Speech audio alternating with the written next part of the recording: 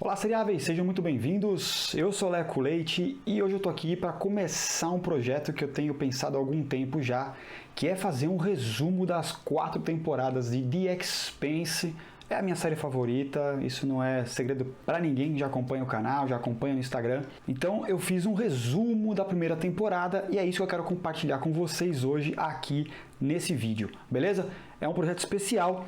Então, fica ligado que também vou fazer para a segunda, para a terceira e para a quarta temporada, para todo mundo estar em dia, bonitinho, lembrar de alguns detalhes, alguns pontos antes da estreia da esperada quinta temporada da série.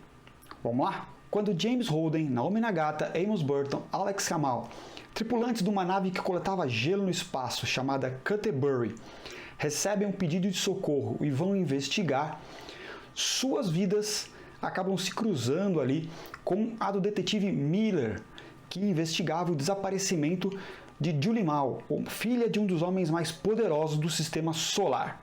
Nós estamos no futuro, a Terra colonizou o sistema solar e é governada pela ONU, tem um governo central da ONU na Terra. Marte é uma outra potência do sistema, ela ainda está num processo de terraformação, mas é uma potência tecnológica e militar. E além desses dois grupos principais, vamos dizer assim, que comandam o sistema solar, nós temos os moradores, os habitantes do chamado cinturão de asteroides, ou os Belters. Um grande grupo de pessoas que vivem ali em alguns asteroides e algumas luas espalhadas pelo sistema solar e fora um pouquinho dessa elite, vamos dizer assim, que é Marte e Terra. Então, quando o James Holden e a equipe estão investigando esse pedido de socorro numa nave reserva chamada Knight ou Cavaleiro, a Canterbury, que era a nave que eles estavam, acaba sendo atacada e destruída por alguém que ainda é desconhecido. São naves invisíveis, eles não conseguiram captar essas naves no radar.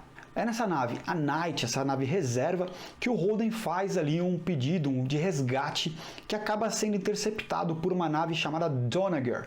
Essa nave tem uma questão que ela é uma nave de Marte e existe ali a desconfiança de que essas naves que destruíram a Canterbury, que é uma nave da Terra, tenha sido atacada exatamente por naves de Marte. Então o Holden, para criar uma espécie de proteção para sua equipe, ou até um seguro de vida, como ele fala, ele envia uma mensagem de vídeo, porque áudio é chato pra caramba receber, mas com isso ele acaba acirrando aí a rivalidade entre Terra e Marte. Mas beleza, eles conseguiram, deu tudo certo, eles foram para Donager. É na Donager, né, que é uma das grandes naves de Marte, que eles acabam ali precisando fugir também quando eles estão sendo atacados também, mas a capitã Teresial resolve falar: olha, vaza daqui, vocês têm esses dados, vocês sabem que a gente não atacou ninguém, leva isso embora, foge daqui. Para isso, ela entrega para eles, ela dá para eles uma das naves marcianas chamada Tashi, que depois vai ter um nome novo aí, que você que assistiu a série conhece, a gente vai falar depois. E então eles conseguem fugir da Donager antes dela também ser destruída, ou seja, agora a Donager, uma nave de Marte, e a Canterbury, uma nave da Terra, foram destruídas. Eles conseguem fugir e no meio do caminho eles recebem uma mensagem. Eles achavam que não tinham comunicação ali com ninguém, estavam totalmente invisíveis, mas recebem uma ligação, uma chamada, e essa chamada vem de uma estação chamada Tycho, que é controlada por um cara chamado Fred Johnson. Guarda esse nome. Nessa estação Tycho, que ela é muito grande, ela basicamente, a função dela é remanejar asteroides, mas o Fred Johnson também deu uma outra função para ela, que foi começar a fabricar algumas naves. A maior delas e a mais incrível, que provavelmente você vai ver numa das séries de ficção científica, se chama Navu. E ela está sendo construída na estação Tycho por encomenda da religião dos Mormons, que eles querem, na verdade, uma nave geracional, ou seja, essa nave vai viajar durante 100 anos para o mais longe possível, e dessa forma eles vão começar, vamos dizer assim, uma nova sociedade, onde eles vão seguir a linha deles, separado, sem problema, sem ninguém encher o saco. Só que essa ajuda do Fred Johnson, ela é meio controversa, e quem é contra, a princípio, é exatamente a Naomi Nagata, porque existe um histórico ali do Fred Johnson. O Fred Johnson, ele era conhecido como o açougueiro da estação Butcher, porque ele já foi um militar da ONU, de alta patente, e numa das operações que ele comandou no cinturão, ele acabou ali sendo responsabilizado por destruir uma das naves que estavam ali com refugiados do cinturão. E isso fez com que ele perdesse a sua patente na Terra, né, fosse afastado da sua posição militar,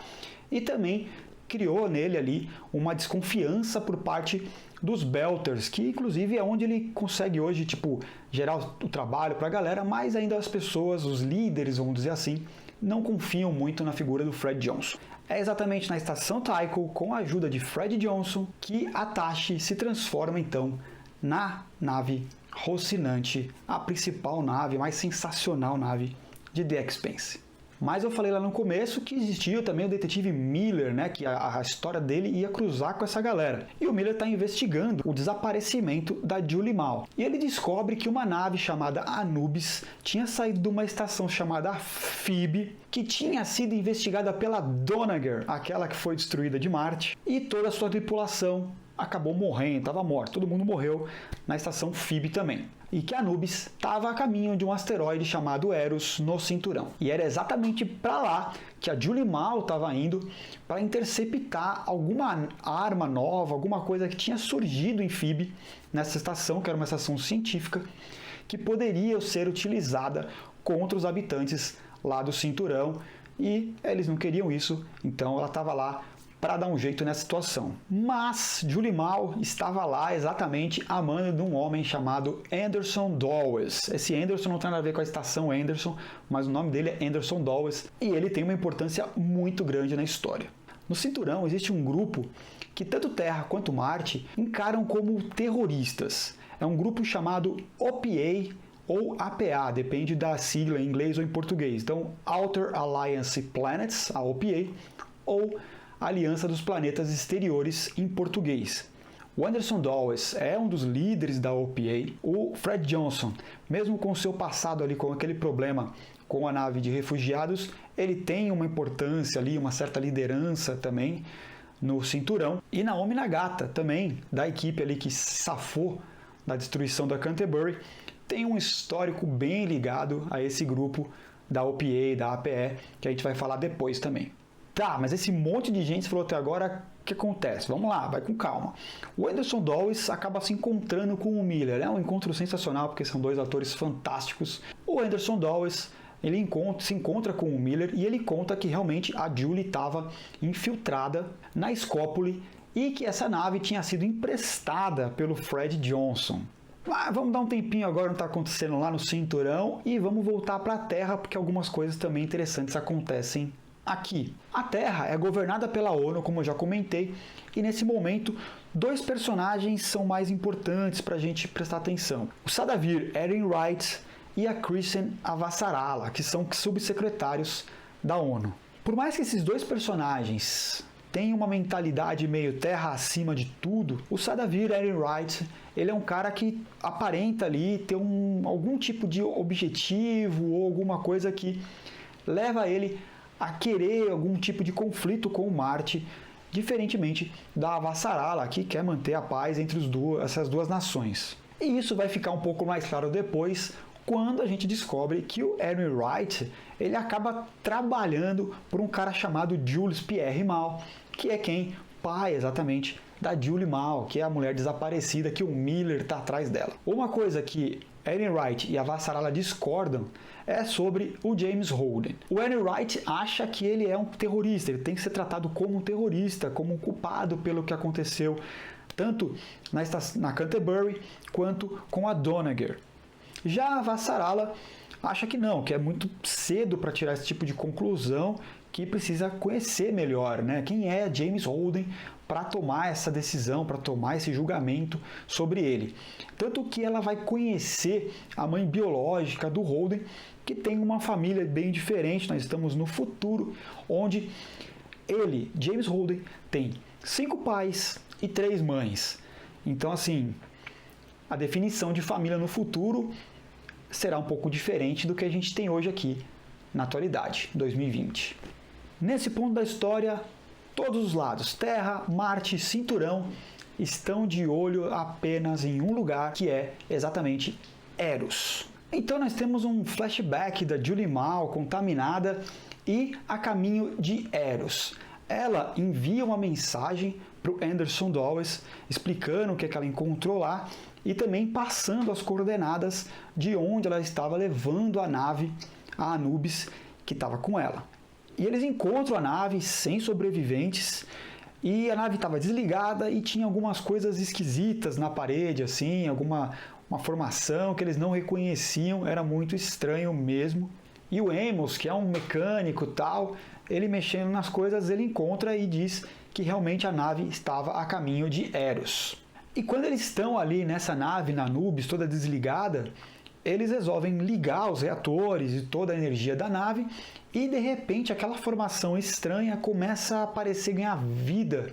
E a gente vê elas ganhando ali alguns tons de azul, umas pequenas fagulhas, vamos dizer assim, umas bolinhas azuis começam a brilhar. Quer dizer, seja lá o que for aquela formação, aquela coisa, ela precisa de energia, de muita energia para poder se manifestar. E como está todo mundo seguindo para Eros, o Miller também consegue, na sua investigação, descobrir as rotas da Scopuli e ver que a nave também estava indo para lá. Então, ele também parte rumo a Eros. Para quem gosta de teoria, o Miller tinha uma excelente e ele acertou. Ele dizia que o que quer que fosse que tivesse na Anubis, valia derramar muito sangue para ter acesso àquela informação. E mais ainda, que a destruição das naves Canterbury e Donager eram um desvio de foco para algo que estava acontecendo e que seria testado, para algo que tinha sido descoberto em Phoebe e que poderia ser testado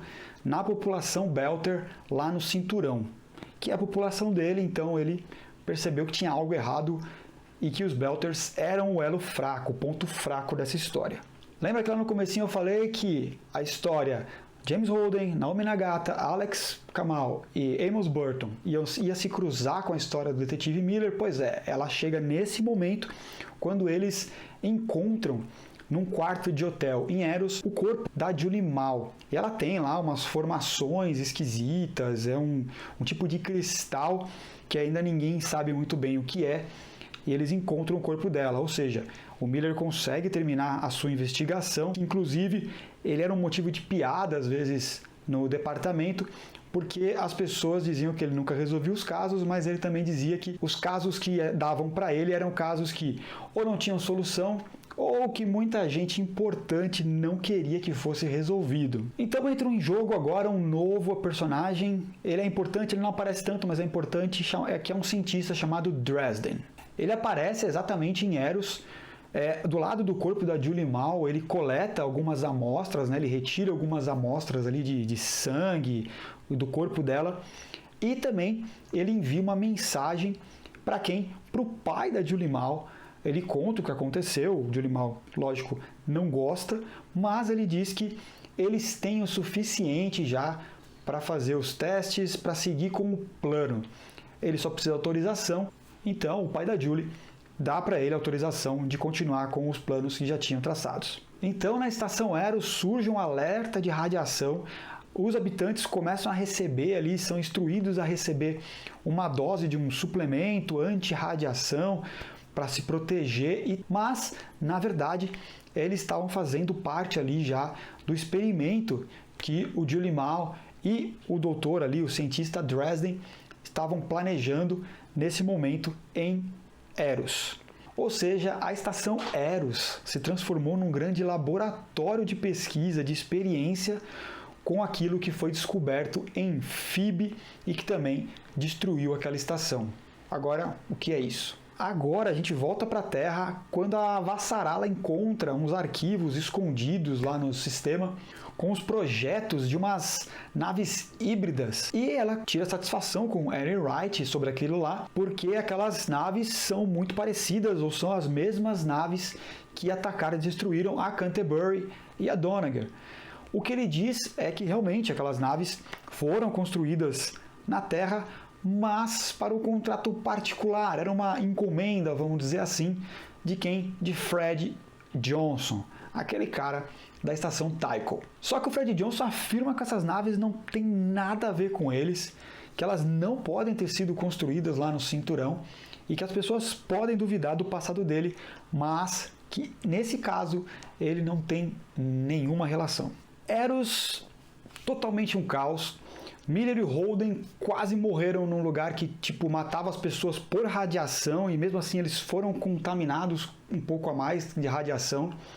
E eles estão fugindo e estão correndo para tentar voltar para Rocinante a tempo de sair de Eros, que já tem um monte de pessoa contaminada pela experiência do Dresden. Essa experiência que, aliás, ela surge como fotomolécula, mas que depois a gente vai ficar conhecendo ela exatamente como protomolécula, e assim ela vai até o final da série. Para fechar esse resumo, duas coisas acontecem, vamos dizer assim, em cima da hora. Primeiro, um personagem que apareceu, estava dentro da Rocinante durante uma parte da temporada, ele era meio que um traíra ali da tripulação. A gente vê ele pelos corredores de Eros, as coisas, aquelas luzes azuis, as pessoas todas contaminadas, e de repente surge dessa luz azul uma espécie humana, né, como se fosse uma cópia dele, desse personagem, e essa cópia se funde com ele, como se estivesse absorvendo toda a energia daquele corpo.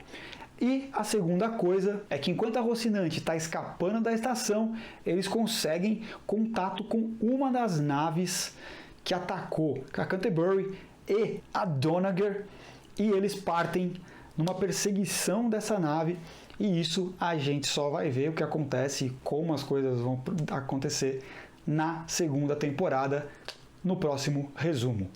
Espero que vocês tenham curtido esse resumo. Deu um certo trabalho colocar isso dessa forma, porque acontece muita coisa na temporada. Algumas coisas com certeza podem ter ficado de fora, mas eu acho que isso foi o núcleo do que aconteceu na primeira temporada da série. Que ela é um pouco criticada, vamos dizer assim, algumas pessoas falam, é uma temporada ruim e tal, mas quando você reassiste a temporada, você vê como as coisas estão conectadas, como as coisas são bem fechadinhas na segunda, na terceira, na quarta, e como tem coisa que ainda vai ser trabalhada na quinta e a gente já sabe disso. Então é por isso que The Expanse é uma das melhores séries na atualidade, mesmo que ela não receba esse reconhecimento e tenha um público maior ainda. Mas você que curte The Expanse sabe que estamos junto e a gente vai continuar junto assim e vamos acompanhar juntos também a quinta temporada na Amazon Prime Video. Beleza? Deixa aqui nos comentários o que você achou legal nesse vídeo, acrescenta o que quiser, mas principalmente para esse vídeo aqui, compartilhem esse vídeo com esse resumo para os seus amigos que ou não começaram ou que já assistem a série e querem relembrar, mas dê uma força aí pro canal. Beleza? Um grande abraço, galera. Eu sou Leco Leite mais uma vez com vocês. A gente se vê semana que vem em mais um resumo de The Expanse. Abraço!